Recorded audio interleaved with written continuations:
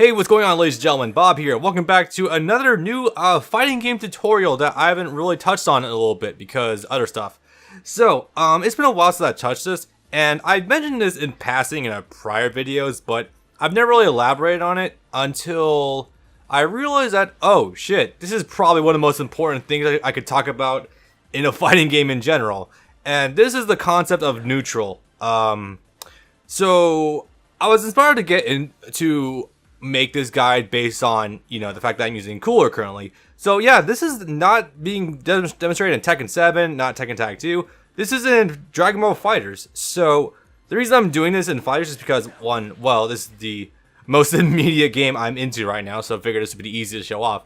And also because currently, since I'm learning Cooler in this game, this character really exudes what it means to control the neutral in a case like this. Now, part of that is because of his big-ass normals, the fact that he has multiple beams that he can use, a lot of projectiles, a DP you can use in the middle of stuff, whatever. He has, as well as a uppercut that goes through projectiles. He just has a lot of ways to control the neutral space, and a lot of ways to dissuade the opponent from trying to make an approach. So I figured since I have all this muscle memory of him under my belt right now, this would probably be a good time as day to actually go ahead and discuss this. So I guess, obligatory, we had to discuss what exactly is a neutral. So the neutral, before we get too far into it, this is a fairly vapid term and concept.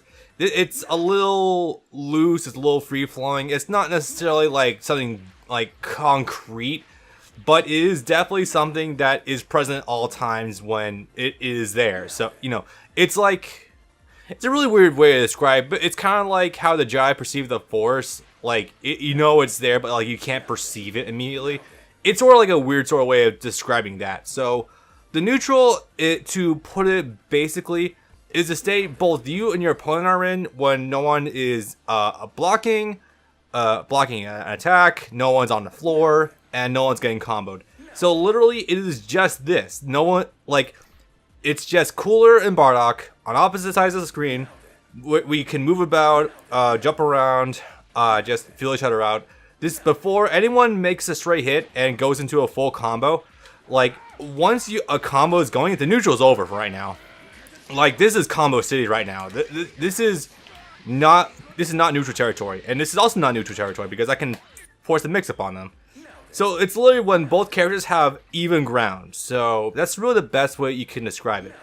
Now I realize also that I made an oopsie.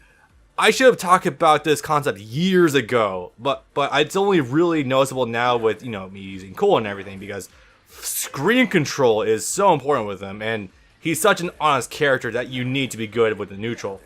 So, like I've said already, I can't really understate just how important this is. This is most like when someone says, jokingly, get good at fighting games or get good at XYZ, they're not being specific, and what it comes down to is you want to control the neutral, or you want to be good at this. Partly because of that this is how the neutral is basically the gateway to the rest of the match.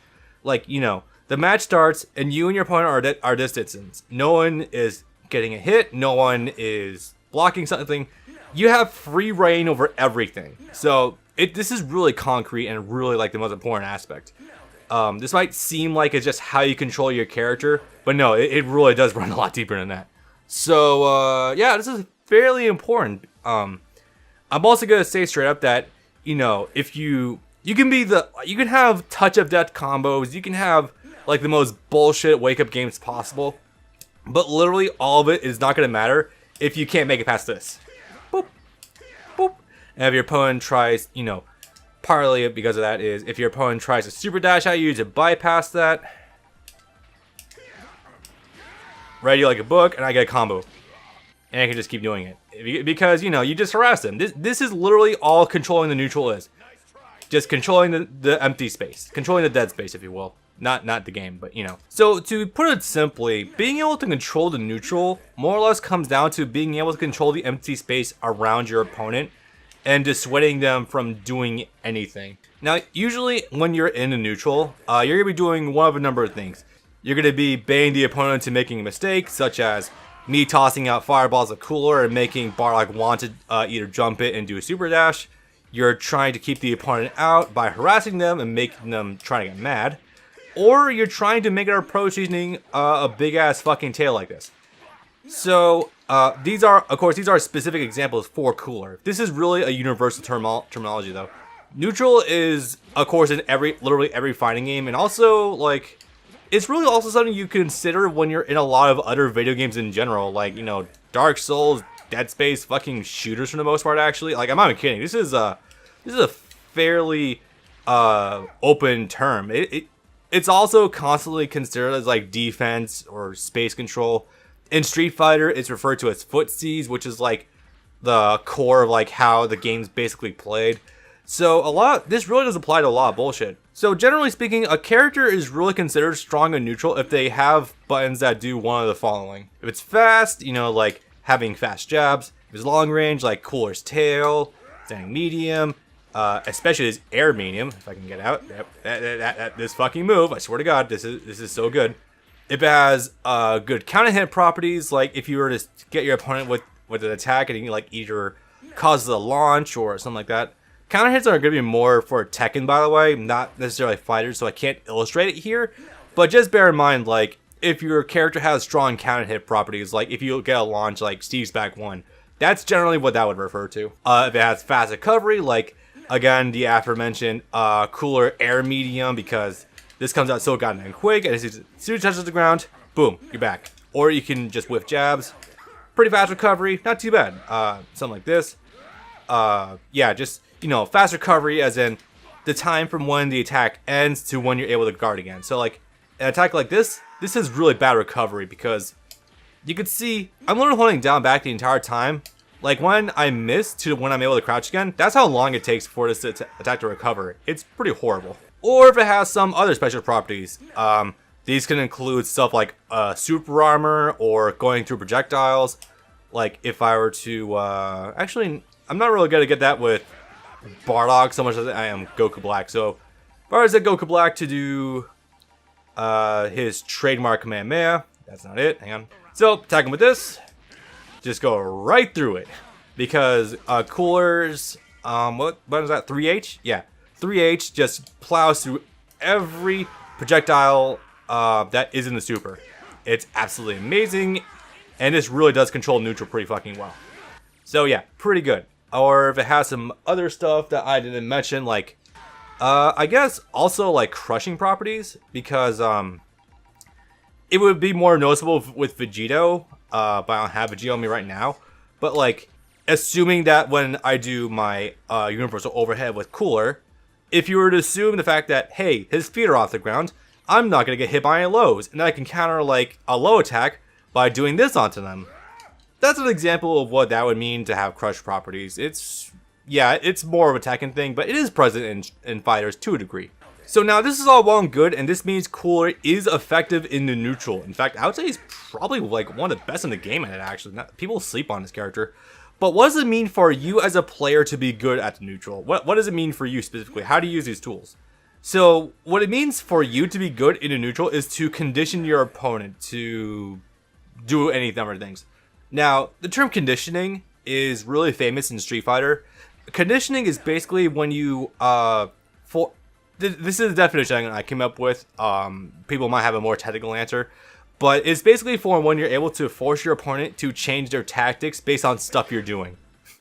I know it's horrible, but yeah. So if we were to give like a really broad example, let's say... Yeah, this is a pretty good example actually. So let's say I'm going to make Goku Black here. He's turtling up. So I just keep hammering at projectiles. Now you're noticing that this projectile right here, projectile, this is Cooler's 214S. It's a low-hitting, full-screen attack. It's sort of equatable to a projectile, but not quite the accurate definition. But it does travel the full screen. I also have Air S. Now, something about these two moves is that they can be beaten by super dashing. Now, this Goku Black is not gonna be able to beat me by just guarding or just by running forward. In fact, if you were to If your back step out of this, you get tripped. So, you can't really block that. The only way you can really beat this is if you jump. And one of the frequent things people like to do after they block something or if they jump is to super dash. So what this basically means is I bait him into doing a super dash, I read it, and I do this. That is literally it. So I changed this Goku Black from wanting to just turtle up, play defensive, play the screen control, and all of a sudden, oh hey, he wants to come in and do some dumb stuff. That is literally what conditioning is. And of course this feeds into like how mix-ups operate. Like to give a loose example, I keep doing because this is a good example actually. So because Cooler has 3 lows built into his block strings. Oh, that's not it. Yeah, so Cooler has 3 lows in his block string, which is his 2M, 6H, and 214S. All 3 of these moves are low. So as a result, because all these are low, your opponent is going to want to crouch block, right? So how do you deal with this? Well, obviously, because your opponent is so incentivized to crouch, you can get away with this. This becomes even more powerful when you have the right assist, like my Vegeta assist. That's not my Vegeta assist, wrong button. And I'm able to convert into a full combo. So the threat of these 2 things right here is probably good if I hit him with enough overheads, because you make your opponent forget that I have such a wealth of lows. It's going to make him start wanting to stand block, right? So you start using this to your advantage. All of a sudden, hey, he's going to start standing for my blocks. This raises my odds that when I do a low, he's going to get hit by it. And hitting with 2M is like some of his highest damage potential, honestly.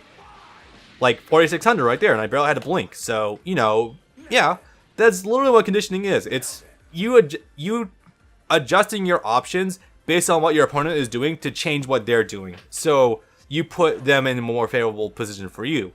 Another example is like, I mentioned if like this Goku Black starts turtling up, so you do this. Another thing is like, an easier example would be if I have him doing Kamehameha waves. Obviously my 2H is not going to beat this. However, if I read that he's doing this over and over again, then I can start punishing him for it. Or I could do this, like I said before, it rips through literally every projectile that's not a super, to my knowledge. I believe it goes through every projectile that's not a super. Could be wrong. That is another way. So as a result, because I'm beating out his long range options, he's going to start blocking more. And when he starts blocking more, I can get in and start doing dumb bullshit and start setting up with throws. And around the circle goes, and yeah, that's literally what conditioning is. So you become way better in neutral when you learn your opponent's tendencies and you're able to start making them change what they're doing based on what you're doing. Now, some examples of what exactly controlling the neutral space is, or just playing in neutral. There's a couple of easy examples for this. One of them I already mentioned, of course, being that if I harass this Goku Black into wanting to try to cross his distance with whatever, like with this, of course it recovers fast in time, we have enough room, I can react to it and go for a launch. And again, reminder that in this game, 2H does just straight up beat super dashes. Otherwise, super dashes, if they connect, get you a free launch, and yeah, it's not good for anyone, or at least not for me. So yeah, that's one example. The more traditional Street Fighter way of doing it is by using DPs / Dragon Punches. Dragon Punches are generally invincible unless your name is Street Fighter 5. Fuck you, Street Fighter 5.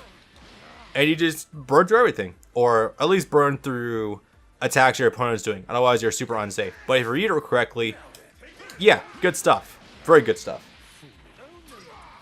A big thing, actually, and this is slightly, this is more playing into footsies from Street Fighter, but it's literally when I'm just going around whiffing, like, fast recovery moves. What I'm trying to do here is I want Goku Black to be incentivized. Actually, you know what, we're not, let's go back to Bardock for right now, because fuck Bardock. At least not anymore. What I'm trying to do is I want him to start wanting to take bigger risks, and, like, he says that, oh, Bob here is whiffing a lot of normals. You know, because naturally, you can't block and attack at the same time, right? So this Brock's gonna want to start getting antsy, and maybe start wanting to come in and, he sees me whiff an attack, and he wants to go for his own sweep. So, you know, you can do that. Now, the flip side of this is when I do that, and all of a sudden I see, and I get the timing correct, he whips his attack, and boom, I get him for a full goddamn launch, and I can just maul him for it. That's a bad move, but you know, you get what I mean.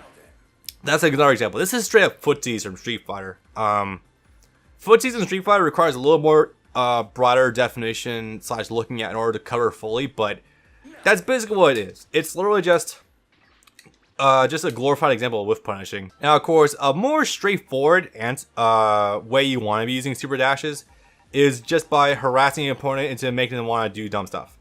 Or as in, actually, this is a terrible way of describing it. It's basically wanting to make them want to, or keep them out by space control. By doing that, I mean, as I just saw earlier, actually, does the opponent have a forward dash built into the counterattack settings? Yeah, so basically when it comes to that, space control or / zoning, not really zoning, zoning's a bad way of putting it, but like just want to keep the opponent out and harassing them. This is basically what it comes down to. You just, you know, I just poke him, he wants a big attack, and then I'm able to actually react to it, and I get a launch punch out of it. So, pretty good. That's basically what space control that comes down to. Now, of course, the big thing about this is that, you know, I'm not necessarily going to win a game by continuously just getting, like, small chip damage over and over again. What I'm trying to do is I want to make him get really mad, and I want to start making him do bigger mistakes. Like, I don't know, he realizes that I'm outplaying him, so he twirls up hard, and we're in the corner. Now I have a really hard 50-50 mix-up, and, you know, I can just shut him down pretty well. So with that, you can put him on tilt just by purely outplaying him. And another one that's not zoning is actually just scaring the hell out of your opponent. So I mentioned Cooler's giant fucking tail, right? Like, look at the sheer range of this thing. This is like, if we start from default position, my standing medium narrowly misses. My crouching medium does connect. So that's a horrifying reach unto itself. And my crouching medium does go into a full combo. Air medium has an insane reach. Standing H has an insane reach. So that's pretty good. These buttons are really good for harassing the opponent. And if I play as a Bardock, yeah, I mean, he's got some buttons that have some reach. But like, for the most part, he has to go the Vegito route and just toss himself at you. Why am I suddenly playing as a Cooler again? Alright, counterattack settings. So like, yeah, you've seen the range of my attacks, and then look at Cooler's attack. That is horrifying. So naturally, as a Bardock, either I have to start making hard reads, which is risky to say the least, or I have to play really carefully and try to work the way around Cooler. Either way, Cooler's has a severe advantage if he's got that kind of reach on his buttons, especially if he starts playing well. So, yeah. So one of the ways you actually make your neutral really intimidating, and, you know, you have all these tools, but it's like, if I just keep whiffing 2M all day, this Bardock is just going to come in and super dash me, right? So what do? One of the key ways of making your neutral game terrifying is to actually vary up your timing, and to be mostly very unpredictable. So, first of all, I want to mention, you know, again, you can't be punished from this range if you're blocking, right? Like, your opponent just can't do shit because, well, I mean, unless your name is Goku Black, in which case you have a full screen command grab, but, you know, that's besides the point. So, yeah, as long as you're applying the brakes every once in a while, if your opponent does something stupid, you can block punish him and you can probably destroy him, actually. But for the most part, the way you make yourself more terrifying is just, you know, vary your timing. So, for example, one of Cooler's better moves, albeit more slept upon, is his fucking beam. This beam, anyway. I don't know why he yells that. So, one of the things about this move that does make it kind of weak, it takes a while to start up. Now, I do that, and if I were to compare this to Goku Black's Kamehameha Wave, it's a little narrower, sure, but also look how fast it comes out. This move comes out pretty quickly, versus Cooler's, who has a bit of windup, like probably 2 or 3 times longer in order for it to come out. But it has two advantages. One, it's got much better hitbox, like pretty good actually. And two, it can come out in the air. So these two things, naturally, if your opponent's looking out for it, yeah, he'll probably super dash you or hit you with a key blast before this comes out. So that would be a bad. So what do? Well, obviously mix up the timing. So what you do is throw him some neutral 5S's once in a while. Just try to like make your opponent do something dumb, and then when they're starting to make an approach or starting to feel brave, do this. That's literally all there is to it. Another one of his beams, which I don't know if you can call it a beam, is, you know, the low hitting ground quake. This move, while it can be jumped over, if you just toss it out sometimes, it's gonna make your opponent want to jump, right? And when your opponent starts jumping and they start wanting to super dash, this can beat super dash. So if I actually show that off, which would be pretty helpful, I'm not gonna lie. Boom. Oh wait, bad timing. Hang on, bad inputs. Also bad inputs. What the hell? Or I mean, I could also just, you know, do other stuff. There. That's a better example. If I were to do air S and then like he wants a super dash, I can totally clip to just shut him out by doing this. If this were Goku Black, I could do 2 Kamehamehas in a row, and if he wanted to super dash to me, it wouldn't work. This might actually work if I did it faster, but I don't believe that's a thing. But you know, that's irrelevant right now. Again, that does work. Now, again, I want to reiterate that one of the reasons that this is particularly terrifying in fighters is because most beams that you can toss out can be turned into a full combo.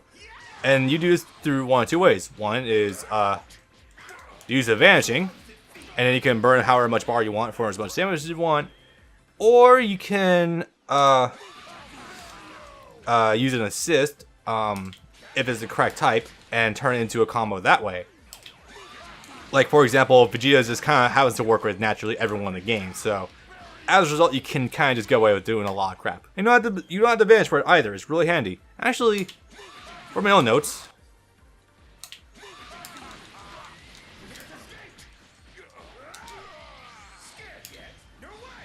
Ooh, yeah, that's a pretty good one. Okay. I just want to test out really fast to see if it actually worked. So, yeah, no, varying up your timing is always a way you're going to make your opponent crack and start actually worrying, because if you're blocking and if he super dashes, you can get 2H. If he knows that you're going to keep doing this, he's probably going to want to do super dash at some point, right? However, there's no guarantee, because you know, your timing is different. Like, sometimes you'll do this like every 1 second, toss it out once every 5 seconds, toss it out once every 3 seconds. Really just mess with them. And of course, these have different, then your opponent will really have to start thinking. And of course, it really becomes like a mind game as to what he's gonna do, and you can counterplay that, and you can just start like really trying to play with each other at different ranges, you know, all that stuff. And of course, talking more about footsies from Street Fighter, this is called like shimmying, where you like just go back and forth, just controlling space that way. The reason you kind of do this is because you want to be constantly in and out of your opponent's reach, so that way, like, when you're closer, your opponent's more incentivized to do an attack, right? Back up, and all of a sudden just do this from like all the way to the other side of the screen. So it's really a matter of baiting, more or less, just the constant back and forth movement. And of course, doing this at different ranges, doing different attacks at different timings, this will really scare your opponent and really frustrate them. And of course, this all leads to when you actually do eventually get that straight hit from your opponent being on tilt, and you can go for this. And then you put them in a corner, and then you have the ground game, and then they start doing dumb shit, and yeah, you kill them. That's really what it comes down to. So it's pretty much an art form at that point. Now, I kind of went a little out of order with my notes, but the reason why in Street Fighter it's called footsies, it's not just a dumb name that someone just came up with. In Street Fighter, you'll probably know that, you know, a lot of characters have like low hitting attacks, right? Let's be better show with Vegeta actually. Like, a lot of it's played by just doing like crouch lights, crouch mediums. That's why it's called footsies, because it's frequently just played by just using your feet, because they hit low, They usually have good range, they recover decently fast, they cause knockdowns, and they're generally a good solid one button quick like option to just like trump someone, and you can just keep going with it. So that's why it's called that. So now it's going on keeping on the whole Street Fighter topic for another minute or so. How characters interact with each other in the neutral is partly what dictates how a matchup goes. Now matchups are, it's not just like a general thing of like, oh, this person's fighting this person. No, there's also stuff called matchup typings or / types. You probably heard that like a character goes like 8-2 or 6-4 against another character. What this basically means is that for the whole 6-4, for example, my cooler will beat this Bardock 60% of the time, and Bardock will win 40% of the time. Partly because of that is because now that's just an example. Of course, I don't know like how these matches actually go, but like let's say part of it would be since my tail is so oppressive, Bardock has a hard time getting in, and compared to the fact that Bardock has like no beams whatsoever / like very weak approaching game, excluding this godforsaken move. It's very hard for him to actually get in. So as a result, Cooler is just able to bully him all day and just like keep him out of range. Now again, I don't know if that's the actual thing for these characters, but you know, it is an example. I just want to point it out there. Although I imagine the Rebellion Spirit would be hard for Cooler to deal with because slower than usual jab. Oh boy, that's fun. But that's generally how that goes. You know, it also goes with like if characters have like stronger punishers against other things, or like if this Bardock whips like a light, I can do this. That's generally how it feeds into it, and it's like it's just an example. It's like a really deep meshing web of how matches are ultimately determined, like through various years of characters being played by top players and all that stuff. But it's generally how that goes. So you know, pretty good.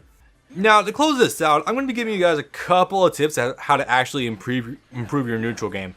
Now, of course, I've talked a lot about how the neutral works, what it is, how it's dictated, what your ultimate goal is. Remember, your ultimate goal is to ultimately connect that straight hit / really put your opponent on a defensive mindset, and to make them scared, you know, basically, or make them angry. You know, you can also do that, to make them make dumb mistakes.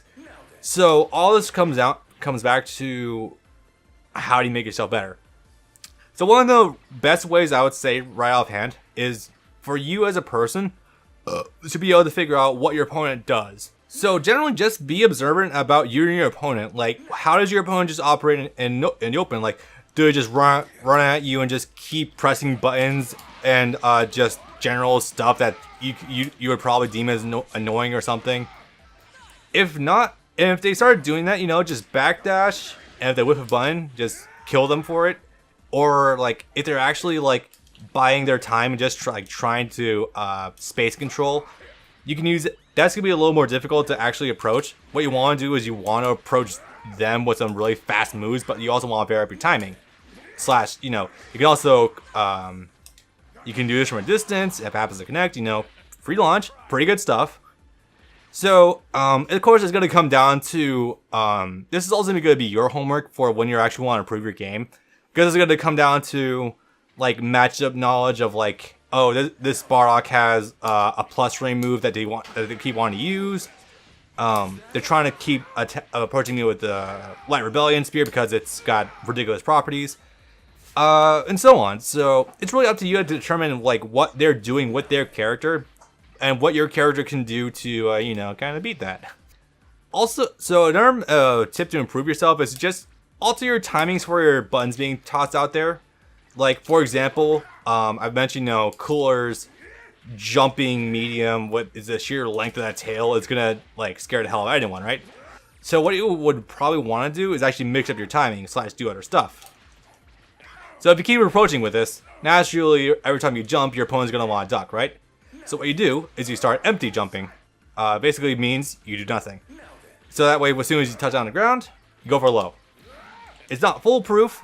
It's if your opponent has good reaction times, this will be sort of nullified because Cooler doesn't have the fastest lows in the game. But you can force your opponent to do other things and / have to actually think when they're doing blocking. Now, a stronger example would be like cross up.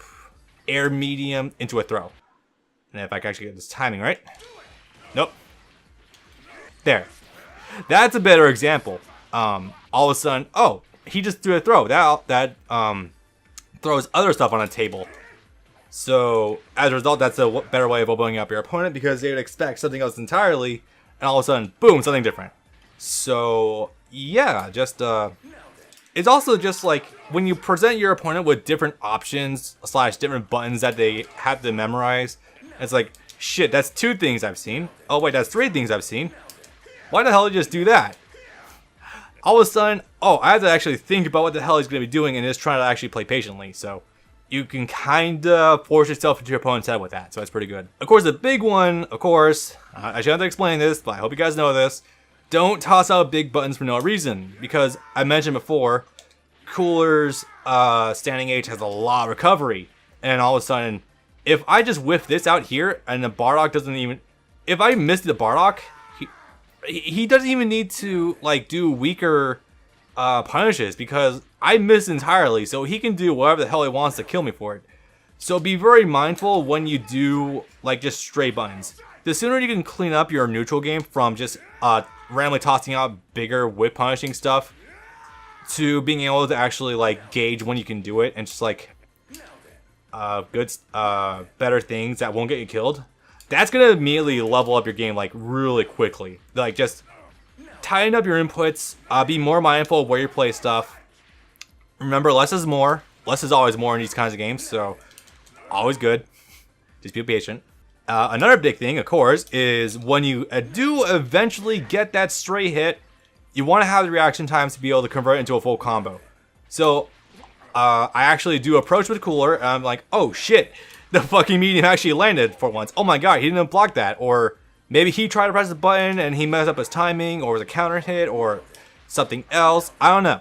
For some reason, this air medium just suddenly connected with his Bardock. So I need to have the built-in muscle memory in order to actually turn to a full combo and, you know, not drop it.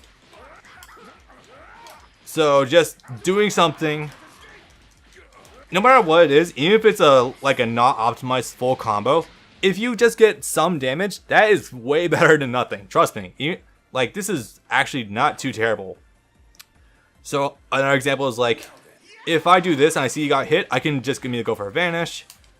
I also just go for the vanish anyway, even if he blocked it, because, you know, I do a vanish and I'm in his face and in plus range. So that's also really good. So, yeah, generally just train yourself to be able to be perceptive when a stray hit actually lands.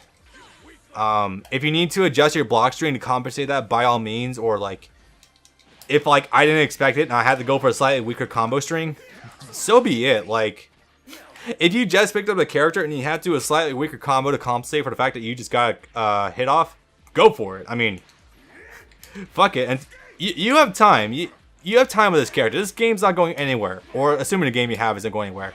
So therefore, you can just like go in and just do shit. So just again, be receptive to when your combos actually do connect. So that way, you will give yourself a massive fucking advantage for when you are able to pick them off a little bit quicker. Of course, I already mentioned this, but just be perceptive of what your opponent is doing. Like, not necessarily what you see they are doing, but like, what are the patterns? Like, say that you have been doing what I've advised you, and you've been trying to condition your opponents in order to actually like make them start blocking low in order to actually blocking high in order to actually get lows to connect more often. If they don't start doing that, by all means, just keep doing this. Just fucking keep targeting your weakness. Take it from me, there is no dishonor whatsoever about exploiting an opponent's weakness. There is none whatsoever. It's on them to actually figure out, oh wait, I'm being dumb. I should actually start stand blocking, not crouch blocking. Oops. There is nothing wrong with that whatsoever. If someone says you're being cheap by constantly using throws, well, maybe they should be conscious about the fact that they're getting thrown. And, you know, like, I don't know, backdash, play a little differently, be a little more patient. If they're doing dumb stuff, you should be killing them for it. Like, by all means. Now, that said, if you're new to this, if you're new to a fighting game, that's totally okay. You're still learning the system. You're still learning, like, the correct timing for buttons and all that crap. So no big deal. I'm guilty of this myself sometimes. Like, even after I've been playing this game since, like, July, I still fuck up sometimes, and I miss my punish opportunities. But that's okay. As long as you're getting the big punishes off more consistently, that alone is going to really sharpen yourself up. Like, you know, for example, this combo just did 2,800 points of damage. I do 2 of those. Bardock's half dead, and that's gonna make your opponent think twice about just doing dumb stuff, unless they want to do dumb stuff. In which case, you know, you can murder him for that too. Just punish your opponent's big mistakes, and you'll be fine. Or if you want to, just keep targeting weaknesses, by all means, go for it. And of course, just also be certain to, you know, when your opponent does miss a larger attack, just by all means do something that is a big button, and you can just kill him for it. Like Bardock's. Actually, that's not really reactable. I'm gonna do something that's actually reactable, like crouch heavy. Yeah. So I see him do something like that. All of a sudden, yeah, no, I know that he can't really do anything else, so I'm just gonna go in and I can just murder him for it. And yeah, that's pretty good for me. And I guess this is the biggest thing too. You're not gonna really learn neutral fighting a bot. Well, you can, but it's not gonna be effective. What I recommend doing is, if you want to learn how to fight human tendencies and be able to try to fight them evenly, or be able to fight humans more effectively, fight people more often. And of course, you know, we live in a day and age where internet's really strong and good, so, you know, you can actually fight people online a little more frequently. Like, I've gotten way better at this game since I started playing online than when I was playing offline against bots. Because bots, they have to do either one of 2 things. One, they run on a pre-scripted plan of idea or plan of attack, or they read your inputs, and both of which are pretty ineffective for trying to figure out how to actually fight someone. Now, that said, it will teach you a matchup, but in terms of trying to think about what your opponent's doing, not so much. You're going to be falling apart at the seams pretty quickly. So, yeah. Alright, and with that, hope you guys learned a thing or two. Yeah, neutral is absolutely one of the most fundamental parts of fighting games. Like, you know, forget what people say about being the combos, or / you know, punishment is everything. No, the neutral game is literally the most important, because it doesn't matter if your opponent has touch of touch combos. If they can't get in, they're not getting it. And you can, remember, you can win just by doing this all day. And if they keep doing dumb stuff, you will win eventually. But, and of course, they will have to change the game plan. So, just be receptive, and I think you'll do okay. Alright, hope you guys learned something, and I'll see you next time. For whatever else I decide to cover that I forgot sooner. Probably something.